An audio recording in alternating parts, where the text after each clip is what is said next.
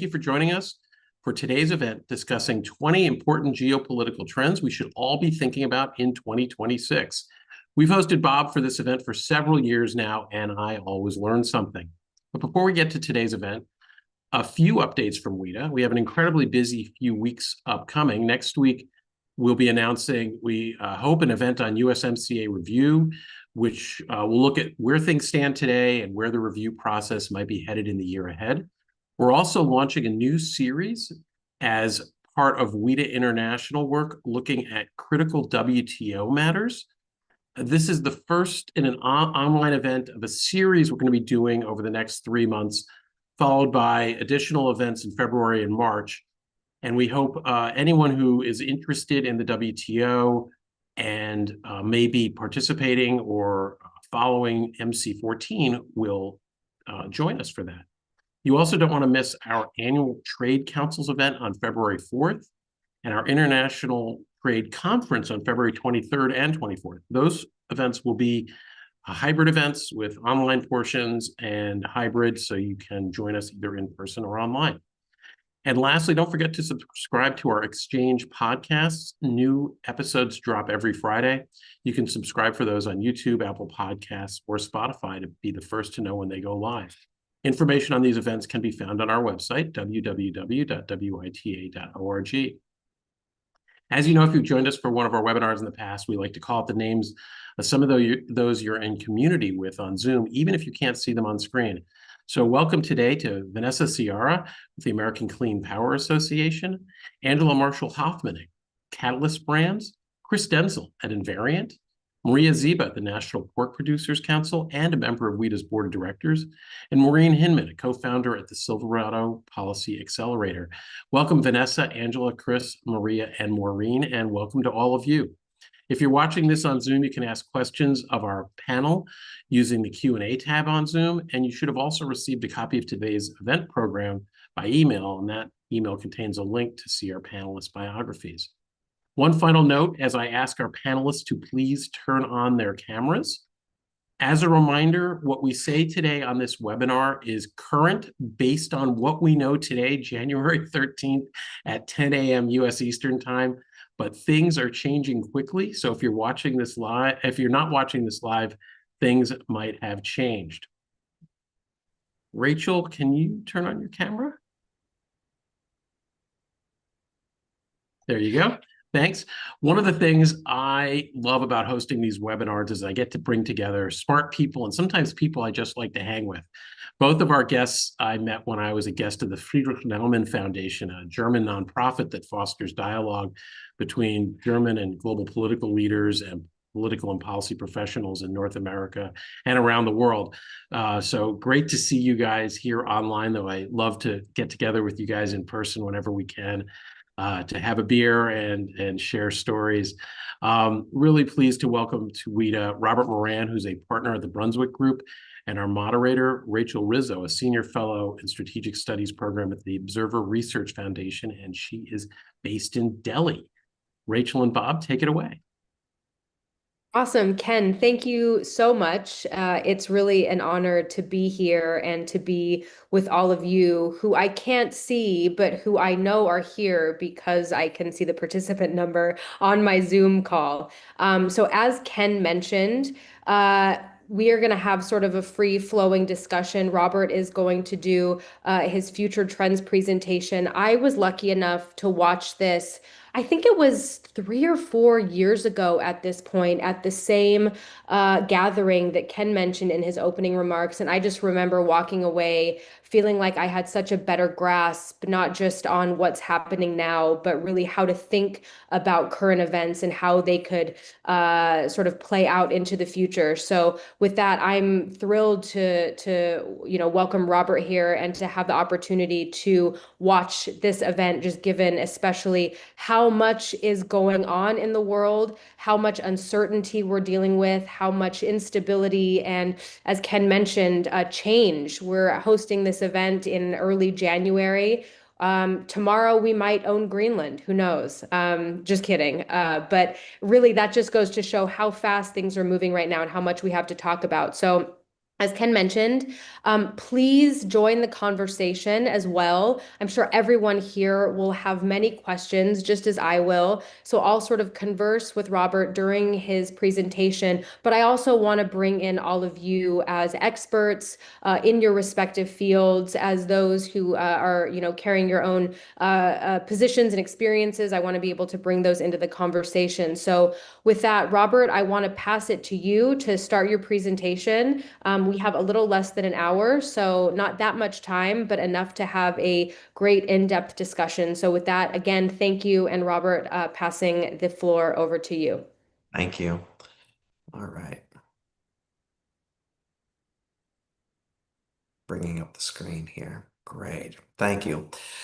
So welcome to our 2026 Trends Forecast Report. Next slide. This is year 7 of our annual trends report.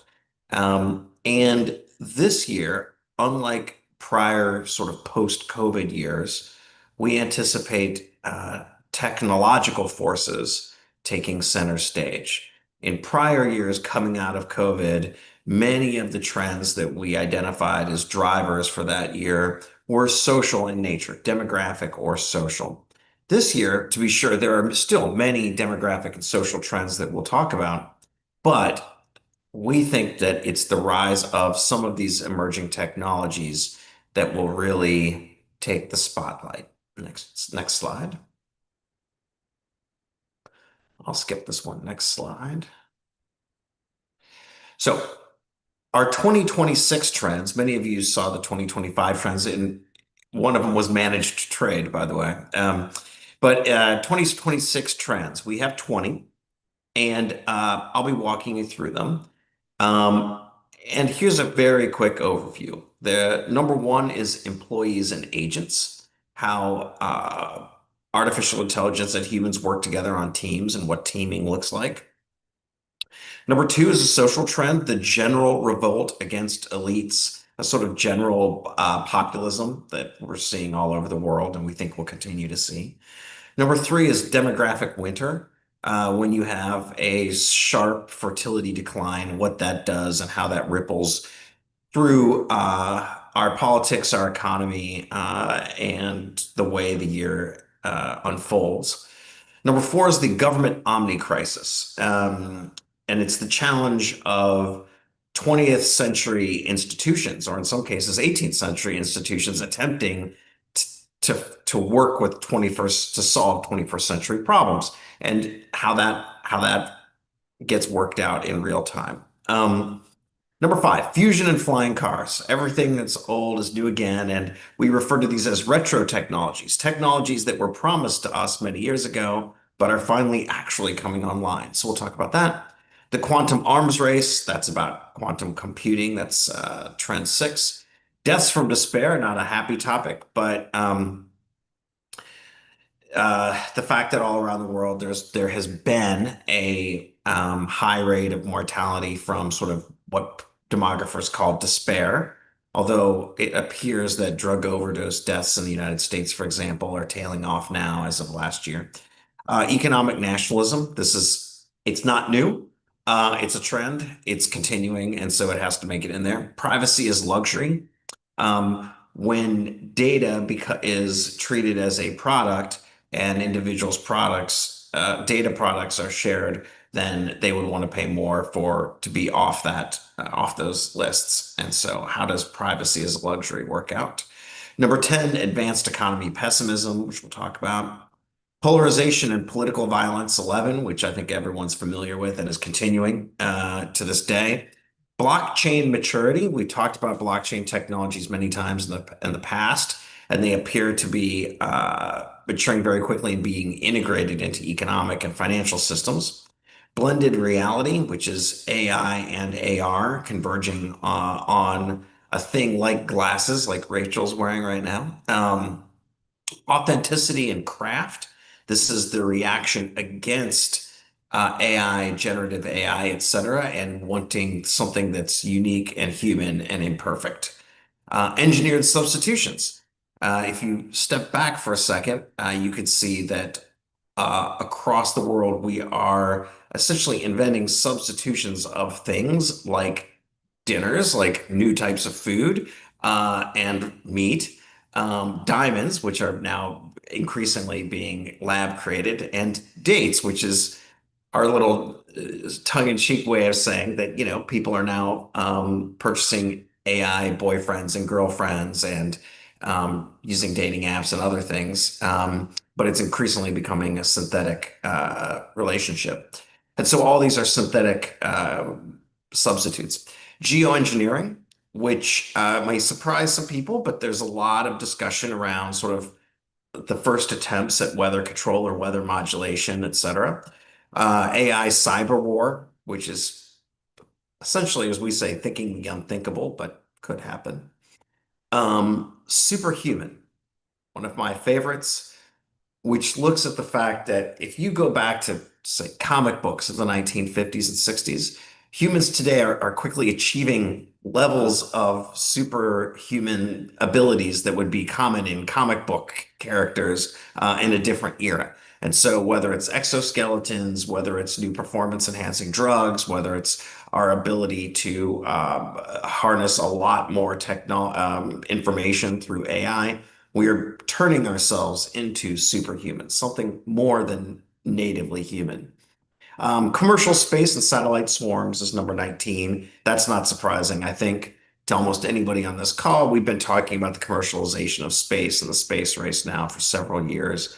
And then finally, and it's fairly dystopian, but it's real, private military security as a service. So military as a service. Okay, so that's the overview of the 20. And they say that it's always good to show your work.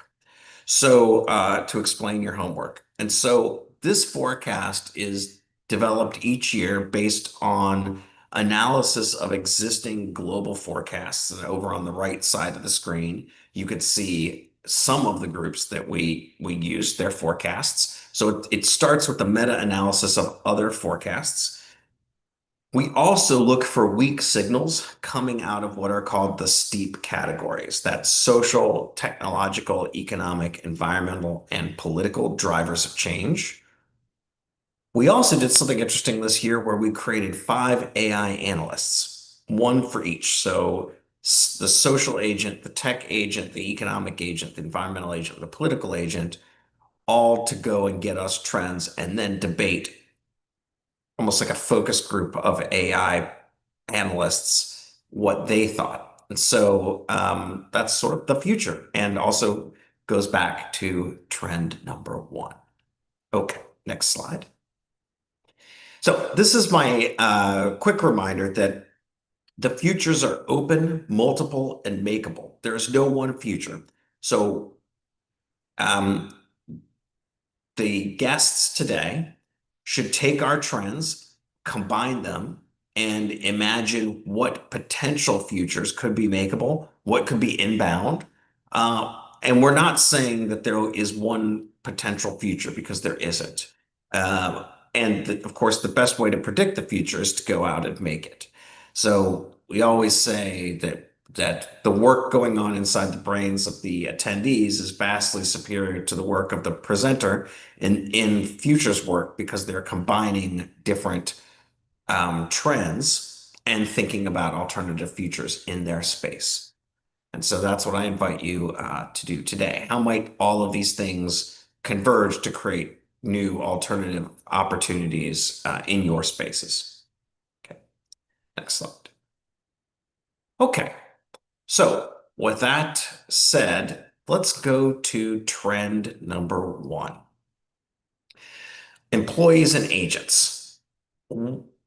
We foresee a future in which virtually all work is combined in terms of humans and AI. And it's not just that the AI would be the assistant, but in time you would be thinking about the AI as a coworker. Now we're not there yet, right? We're much more in thinking about AI as a tool that a worker uses. And for a while, that will be the case. But as more and more people begin to leverage their own personal AI assistants and start to build their own sort of AI workforces for themselves in their private lives, we will also become much more adept at how we deploy teams of humans and AI agents. And there are a number of steps along this way. Uh, Tasking, management, sort of what timing looks like, who has decision rights. We think that human cultures will not cede decision rights to agents, at least not in the short term. But almost every institution is going to experiment with what these blended workforces look like. And they're doing it now, but barely, but we'll do it a lot more over the next several years. And many of those experiments will not work very well, but some will. And over time, we will figure out how these things work. In other words, will one human command a series of agents? And so that each employee has a series of agents? Will there be a division of agents that sort of serves the human workers? Will there be teams of agents that you interact with that are not commanded by you as an employee? There are obviously different models here, and over time, we will figure those out. Just one quick thing to build on this a little bit, Robert. In doing your aggregation and doing your research on this, did you find that there are certain sectors that are immune from combining AI and human work, and some sectors that will be much more susceptible to it? Yes. So um, MIT was the first university to attempt to look at what automation might do to different jobs and if they could be automated. And there have since been a number of conflicting analyses of this. But I'm not so sure that we're going to see as much sort of automation as we are going to see support or augmentation. And so, obviously, the skilled trades, in like physical construction and plumbing and electrician and all those, much harder to do. But for intellectual work, it may make the individual intellectual worker, I think I think at one point called the symbolic analyst worker, much more valuable. Now, but your question raises, I think, another big thing that people have talked about over the years, which is in terms of automation, there have been different ways that we have thought have that humans have thought about it. So the first was the job apocalypse. The idea that basically what was going to happen was we were going to have automation, it was going to destroy jobs, and this was going to be very bad. Then, and that was sort of came out of some of the MIT work many, many years ago.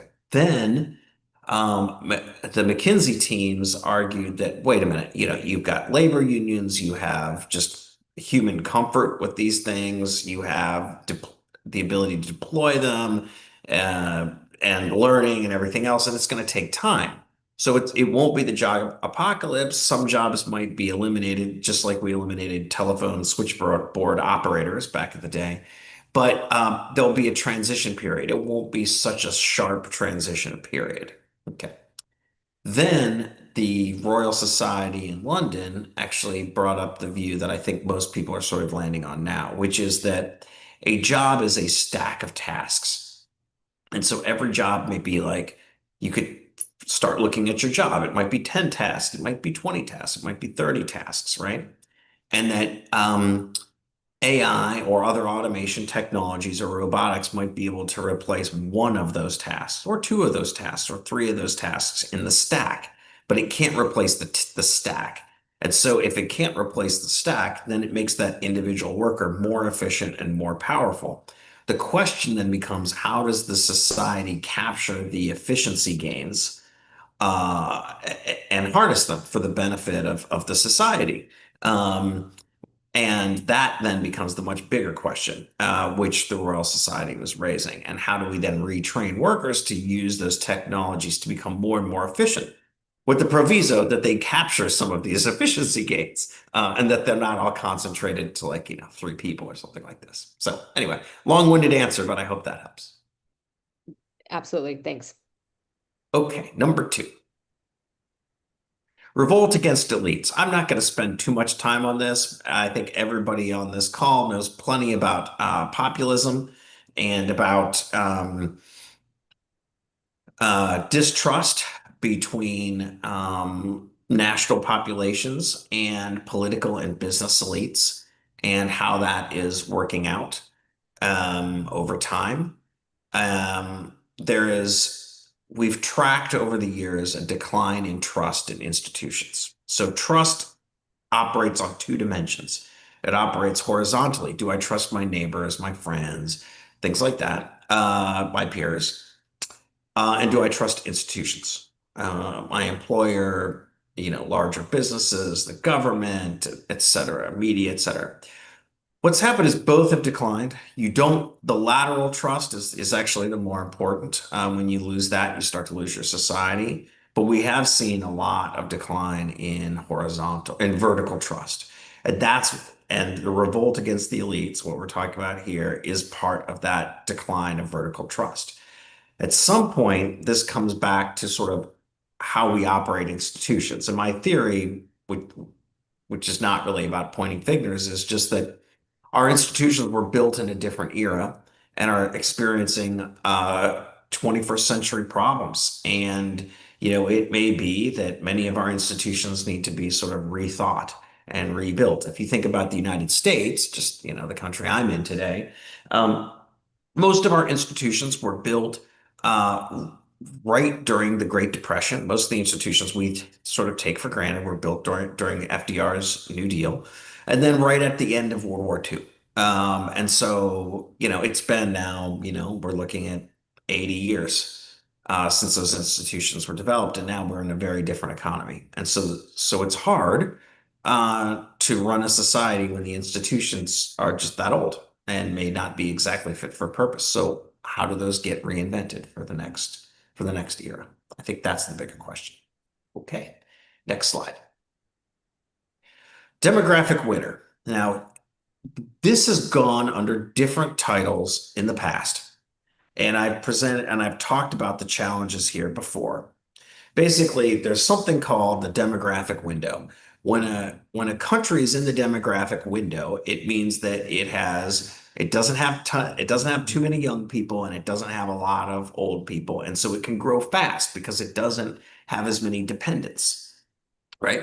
When countries age, they have more dependents, and when they have more dependents, then there's more cost in the system because we have elder care, et cetera. And that is the challenge we have now. It's hitting virtually the entire world. There's an old age dependency ratio, which is very heavily studied.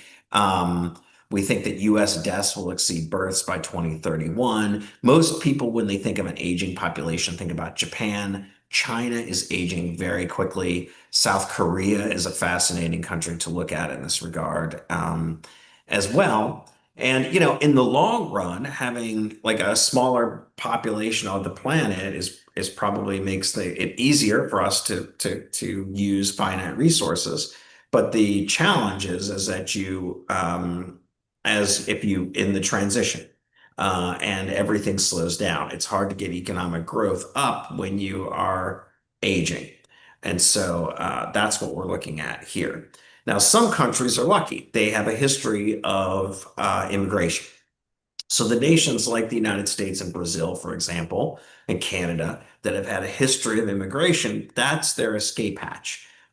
They can open immigration up and attract more workers and talent and younger people. But countries that haven't, that are focused more on preserving their culture and ethnicity, that will be much harder for them because then they will age in place. And so there could be a power asymmetry between immigrant nations and non-immigrant nations moving forward.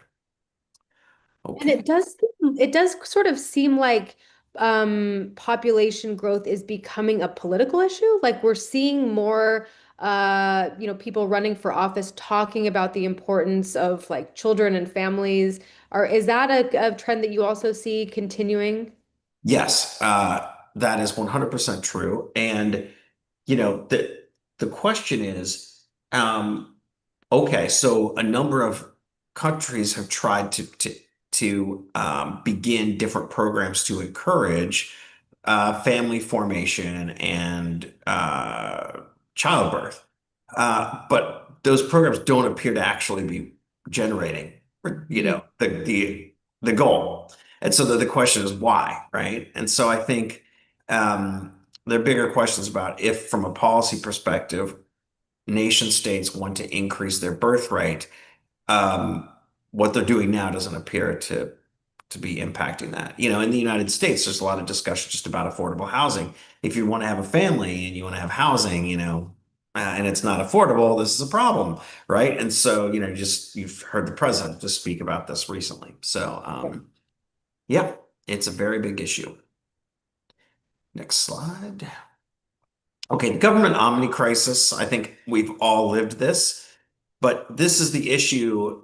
This is what we're calling the challenge of having unsustainable government debt, plus budgetary stress from an aging population, plus what we're calling legacy bureaucratic systems, older operating systems, plus the challenges of just securing all this information in the cyberspace, plus a what looks like an arms race in a number of regions around the world, all overlapping at the same time. So they're increasing the need for government spending, but there's not that ability to. And what does that look like?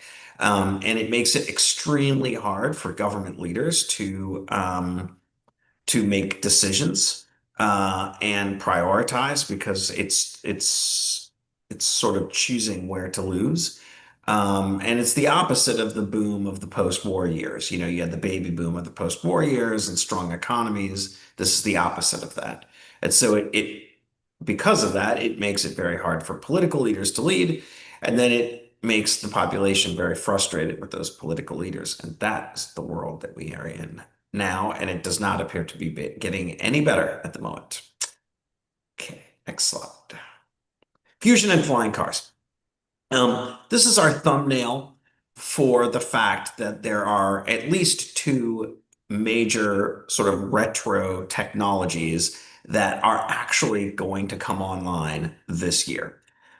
So let's talk about flying cars first. People have talked about flying cars since the 50s, and now in the United States, for example, the I-4 corridor between Orlando and Tampa is going to be open for flying cars. And the FAA approved the manufacture of sort of flying sort of taxi vehicles. And many states are trying to figure out what airborne taxi routes might look like, and if they might be sort of lanes in the sky. Florida is one of the champions and pioneers of this, and they're trying to figure out how to make that work around Fort Lauderdale and Miami and everything else. We think that this will take off very quickly because you have a number of very, very large megacities with gridlock. If you go to Sao Paulo, for example, and Brazil generally, there's a lot of helicopter traffic that's used for this. But flying cars could create a fleet, transportation fleet that might be even more efficient. And so we think that there's going to be a lot of energy, and people are going to be fascinated to see this come into focus.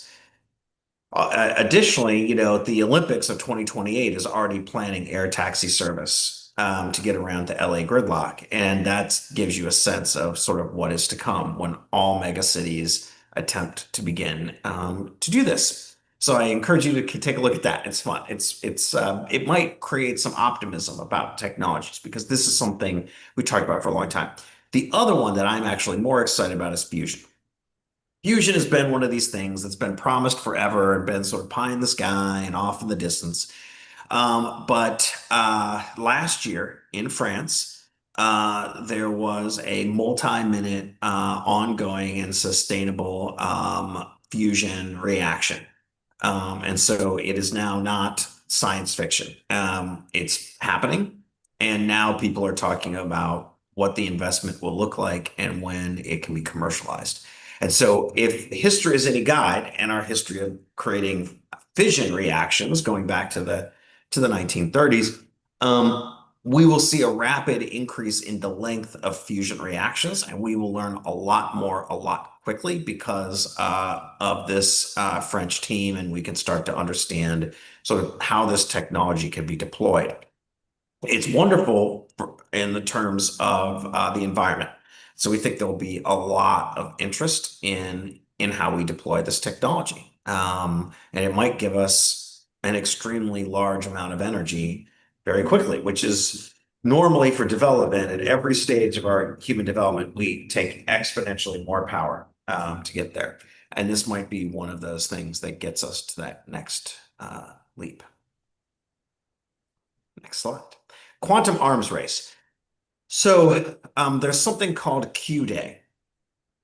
Q Day is the day that a nation state has a quantum computer that is a code cracker that can crack the encryption standards of other competing nation states. Now, what most nation states have been doing is harvest now, decrypt later. So they'll go in, they'll hack into a adversary's computer systems, they'll steal files, but they can't decrypt those files. And then they wait until Q Day, and then they can decrypt the files.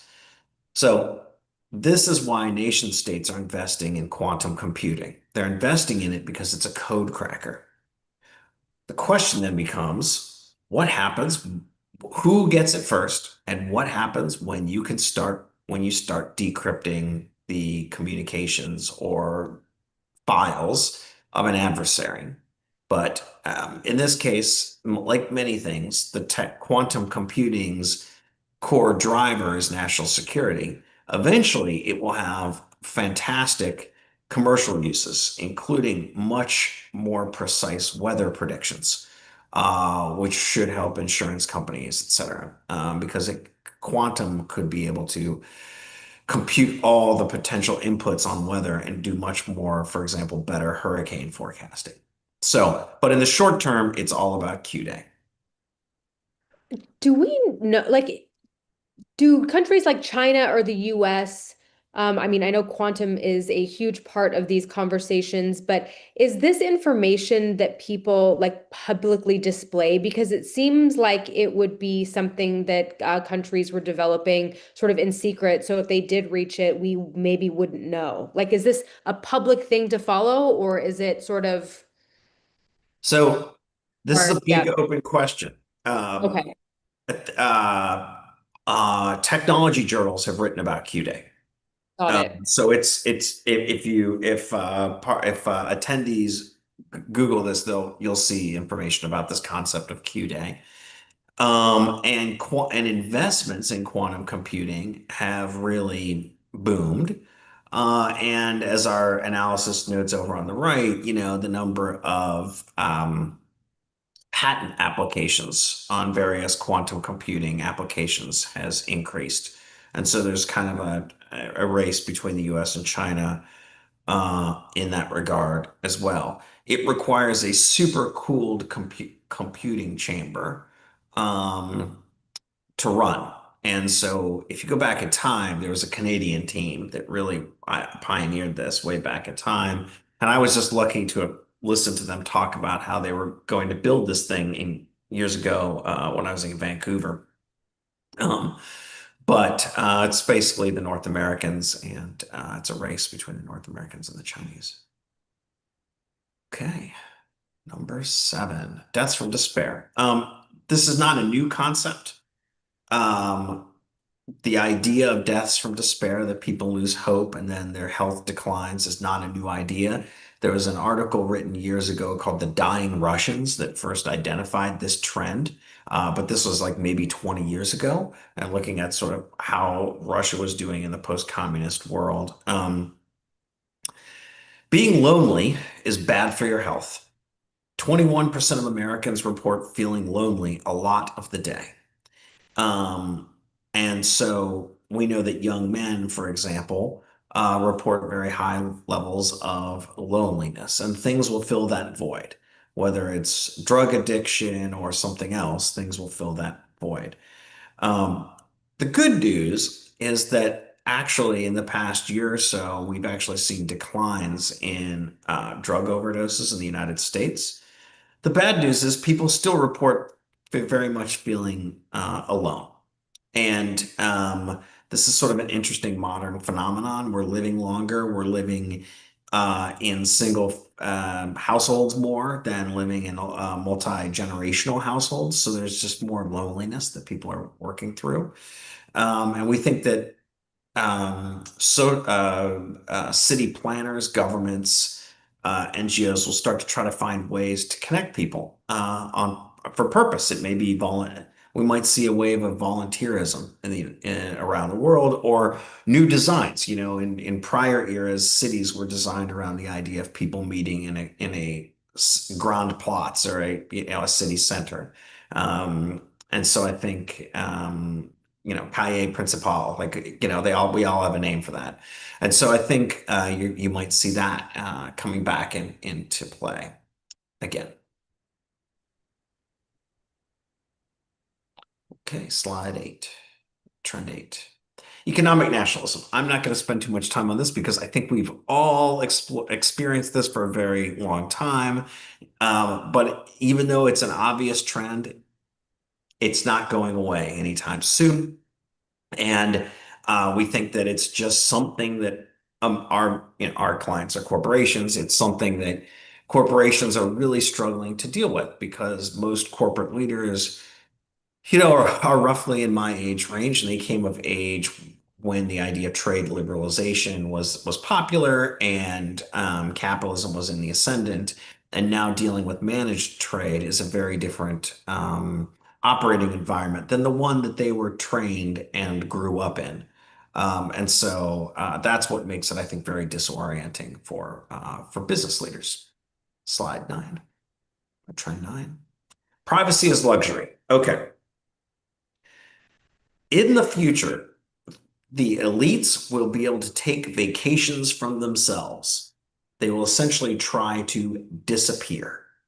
The Atlantic has written about this. There's a concept in China or in Japan called Johatsu, where you can vanish and relocate to another town somewhere else to escape your life. We're not going that far, but we're saying that people will start to try to find ways to get off of the mesh. The mesh is all of the information that surrounds them and take a vacation from themselves and from their identity and have privacy. So we might see the comeback of air quotes dumb phones. We might see such a fatigue around data breaches that people are trying to find ways to have less data exhaust.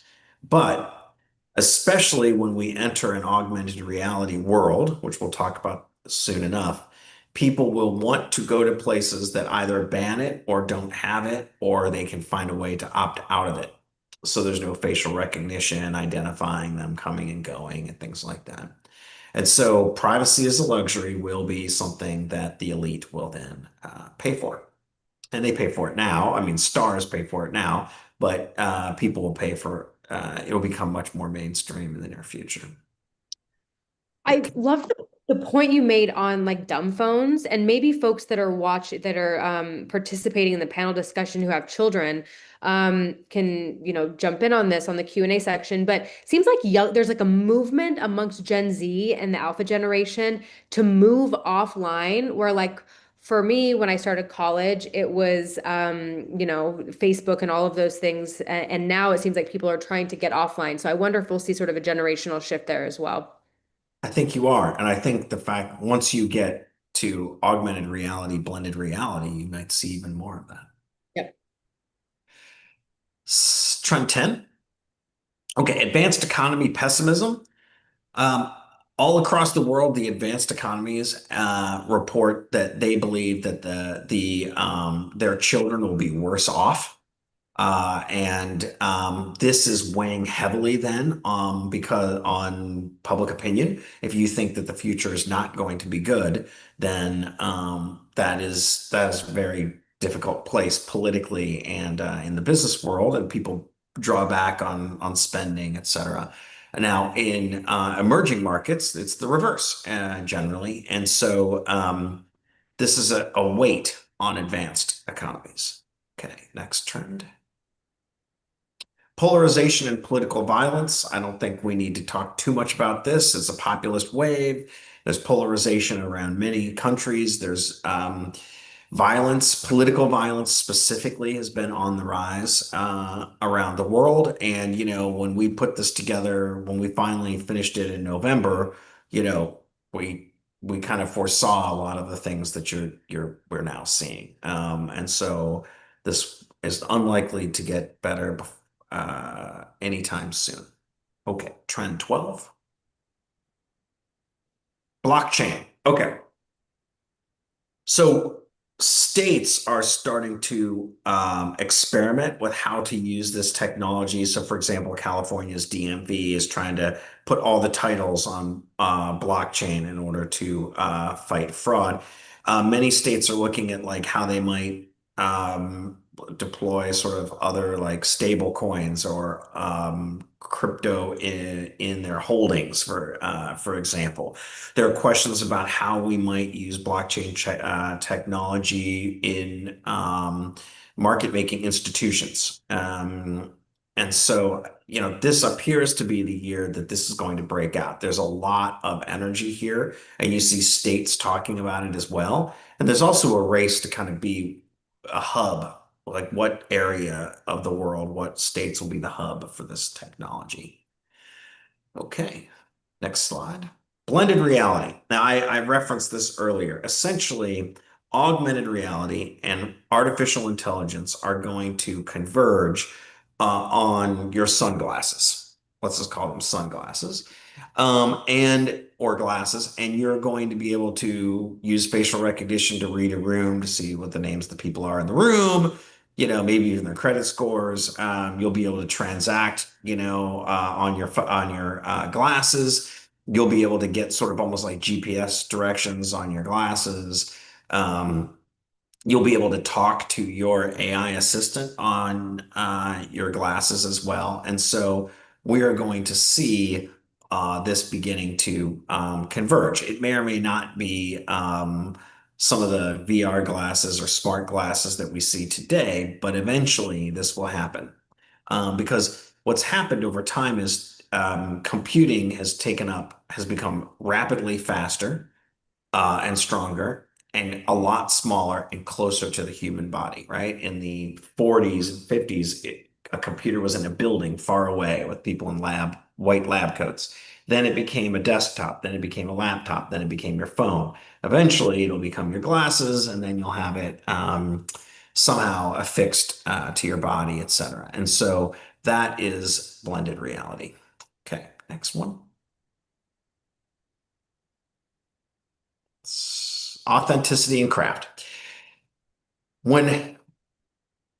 As people see more and more generative AI content and more sort of automated content of things and more mass-produced things, they will revert towards authenticity and craft as the higher status good.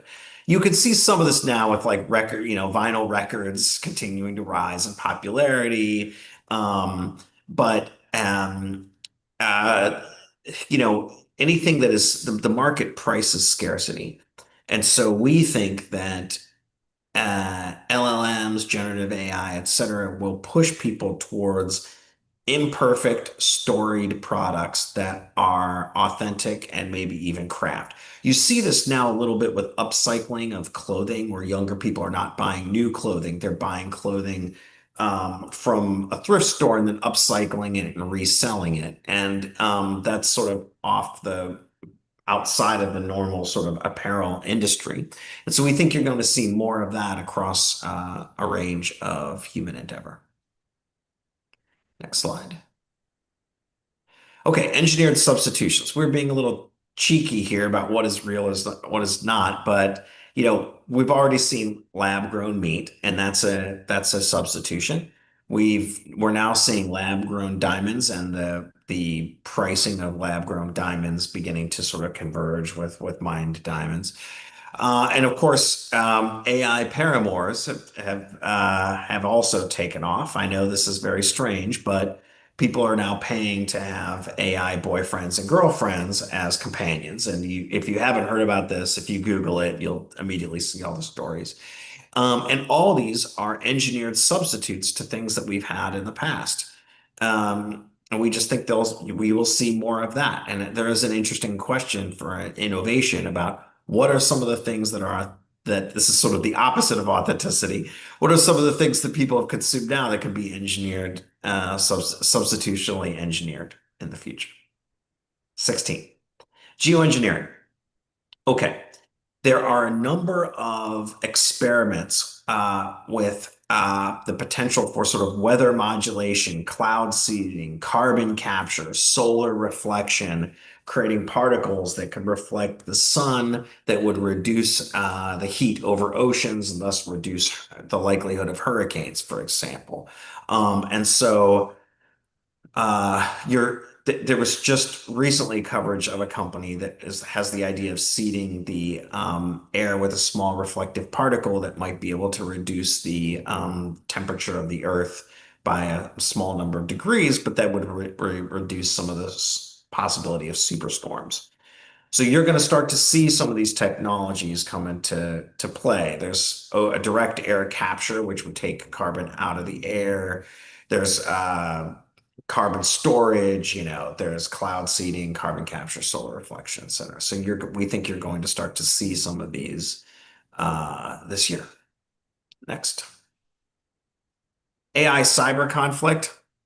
If you look at the most recent operation in Venezuela, in Caracas, the lights were turned off first before forces were deployed, and that's one example, but a very small one about how cyber is being sort of integrated directly into warfare, and we anticipate that will continue. The challenge is that as you get more and more intelligent AI, you can hand that off to cyber defense or cyber offense.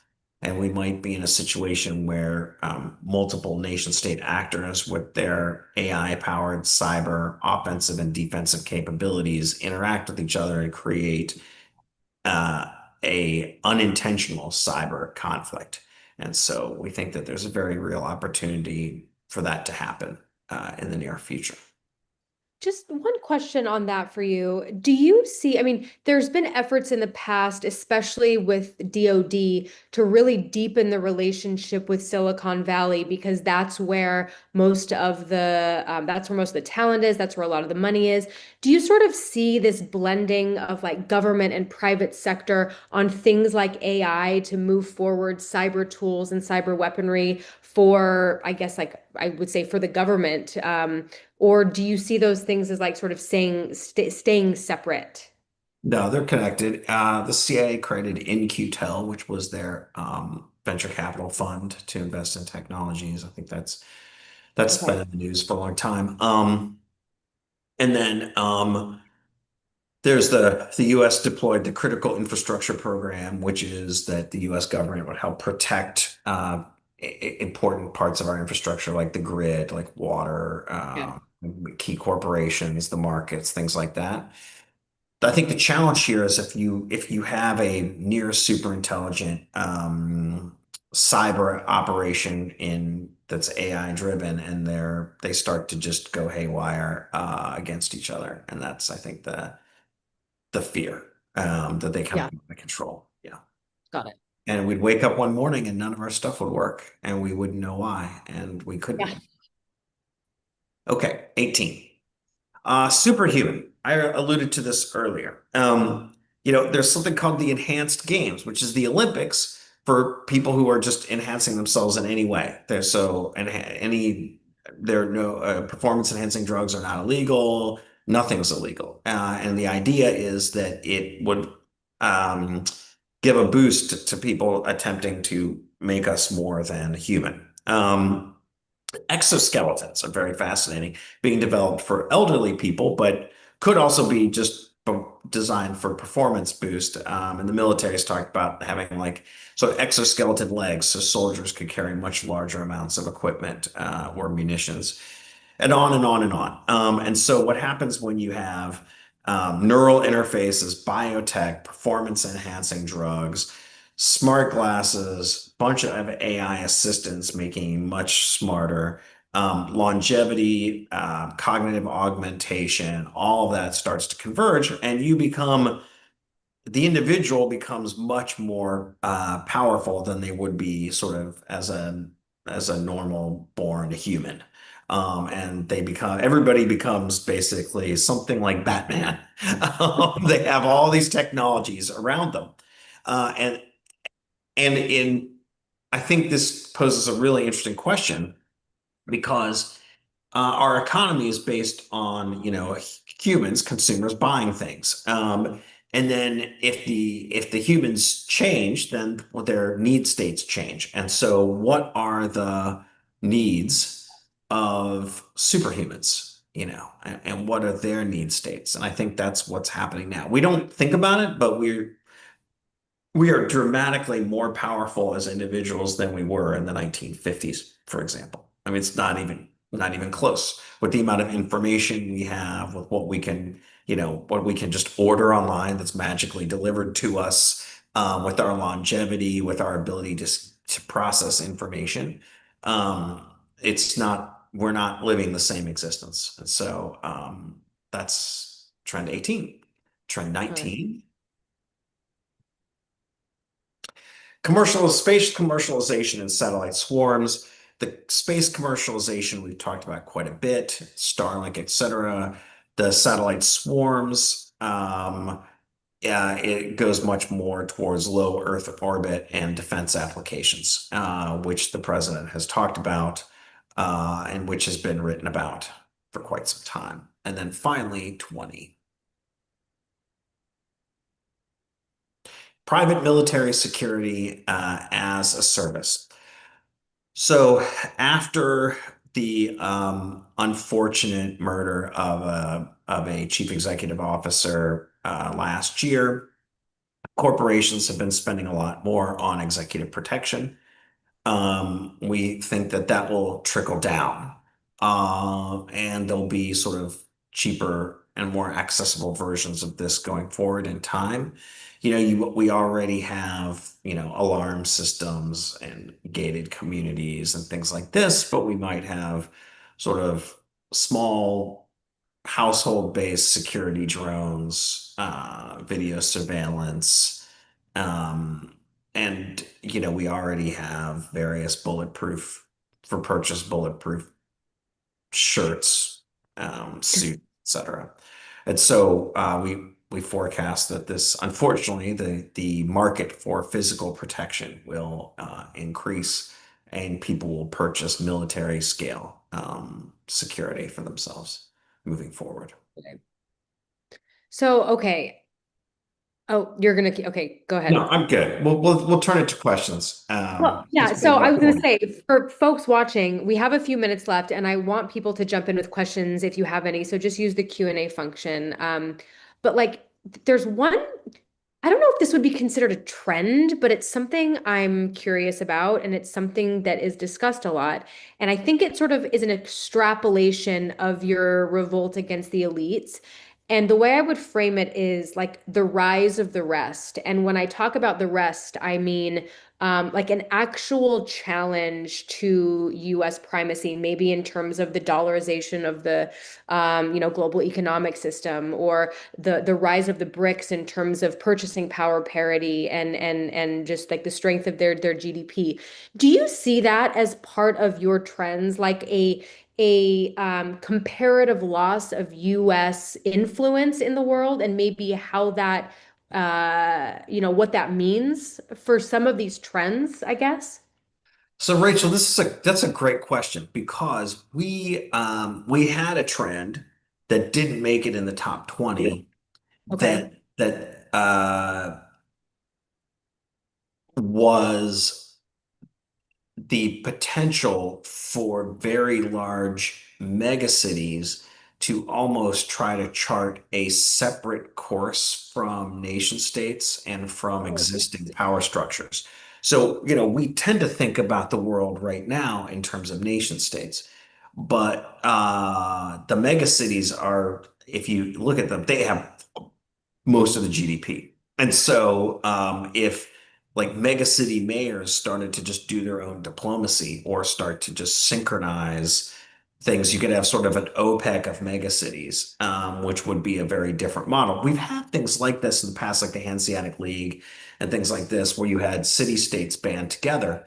So it's not a crazy idea, but our point was that the mega cities just they have most of the culture creators and most of a very large amount of the GDP.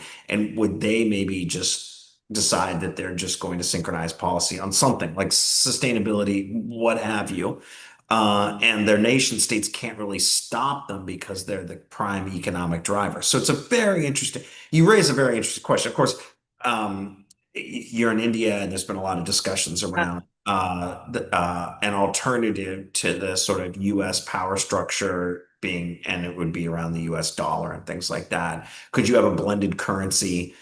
One last point is futurists have written about this a lot. They've called it one futurist and science fiction writer called it yucks, which would be the universal currency that people would just transact in this blended universal currency that would be like a blockchain type currency and wasn't going to be related to the US dollar. So we'll see.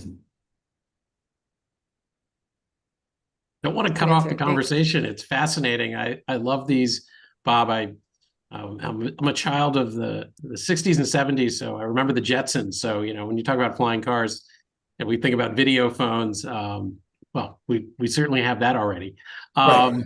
And robotics, there we go. It seems like we're maybe living in a Jetsons world at some point soon. Thank you. Shout out to a mutual friend of ours, Michael Link, former member of the German Bundestag and a leader of the Free Democrats and transatlantic relations in Germany. Mikhail, always a pleasure to be on Zoom with you, even if we can't see you. Thanks for joining us. Bob, Rachel, thank you. Fascinating conversation. So much to follow up on, and truly appreciate it, and great to see both of you. Thank you.